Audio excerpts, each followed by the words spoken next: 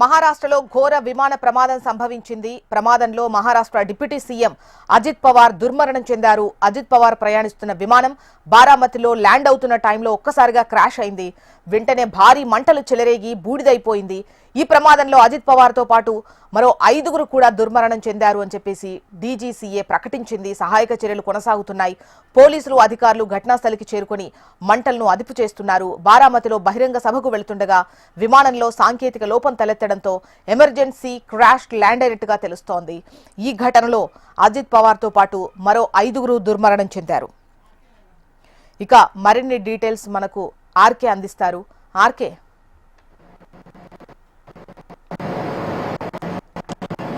ఏదైతే అజిత్ పవార్ జరిగింది,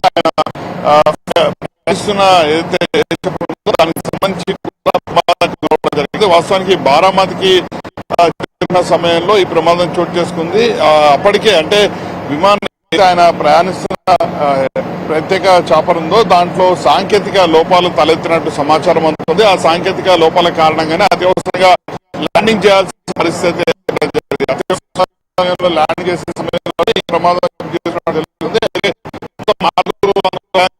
ఆరుగురు కూడా దుర్మరణం చెందడం జరిగింది. దీనికి సంబంధించి కూడా ఇప్పటికే విమానయాన శాఖ కూడా చాలా స్పష్టంగా చెప్పింది. ప్రమాదం మిగిలే అవకాశం లేదంటూ కూడా చెప్పడం జరిగింది.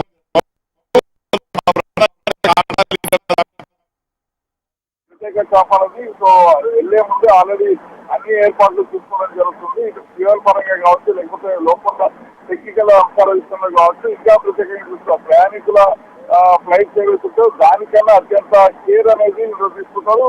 వాటితో పాటు డిప్యూటీ సీఎం ప్రత్యేక చాపర్లో వెళ్తున్నారు కాబట్టి దానికి సంబంధించి ఇంకా జాగ్రత్త చర్యలు తీసుకుంటారు. ఇలాంటి సమయంలో ప్రమాదం ఏ విధంగా జరిగిందన్న దానిపై మాత్రం $1 మిలియన్ ప్రశ్నగా మిగిలింది. దానికి సంబంధించి ప్రస్తుతం అయితే డీజీసీ అధికారులు అయితే లోతుగా దర్యాప్తు చేస్తున్నారు. మరోవైపు ఇప్పటికే ఎక్కడైతే ప్రమాదం జరిగిందో ప్రమాదం జరిగిన ప్రాంతానికి మొత్తం టీమ్స్ అన్ని కూడా అక్కడికి వెళ్ళడం జరిగింది. ప్రమాద ప్లేస్ మొత్తాన్ని కూడా ఇప్పటికే డీజీసీ సంబంధించిన సిబ్బంది వెళ్తున్నారు. వాళ్ళు మొత్తం కూడా స్వాధీనం చేస్తున్నారు. ప్రమాదానికి గల కారణాలు ఏంటన్న దానిపైన అన్వేషిస్తున్నారు. మరోవైపు టెక్నికల్ ఇష్యూ వల్లే ప్రమాదం జరిగినట్టయితే అధికారులు ప్రాథమికంగా ఒక అంచనాకైతే రావడం జరిగింది. దీనికి సంబంధించి కూడా ఏదైతే లోపల కాక్పిట్ ఉంటుందో కాక్పిట్ నుంచి కాక్పిట్ దొరికిన తర్వాత పూర్తి సమాచారం కూడా దొరికే అవకాశం ఉందని అధికారులు అయితే భావిస్తున్నారు. సో ఏదేమైనా కూడా బారామతికి చేరుకుంటున్న సమయంలో ఈ ప్రమాదం జరగడం, అదే సమయంలో ఒకసారిగా కూడా మహారాష్ట్ర రాజకీయాల్లో ఒక విషాదాన్ని అయితే నెలకొందని చెప్పాల్సింది. సో ప్రమాదానికి గల కారణం ఇటీవల వరుసగా కూడా విమాన ప్రమాదాలు జరుగుతున్నాయి.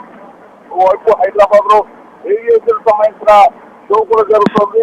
ఇలాంటి పరిస్థితుల్లో రామ్మోహన్ నాయుడు మాట్లాడుతా ఇటీవల తరచుగా కూడా విమాన ప్రమాదాలు జరుగుతున్నారు, లేకపోతే ఏదో ఒక ఇష్యూ జరుగుతూనే ఉంది. కాబట్టి దీనిపైన కేంద్ర ఏదైతే విమానయాన శాఖ మంత్రి రామ్మోహన్ నాయుడు స్పందిస్తారు ఏంటంటే ఇప్పటికే రామ్మోహన్ నాయుడు కూడా ఉటావుటిన ఇక్కడి నుంచి అయితే బయలుదేరి బారామతికి వెళ్ళడం జరిగింది. అదే సమయంలో ప్రమాదానికి గల కారణాలు ఏంటనే దానిపైన త్వరగా పూర్తి రిపోర్ట్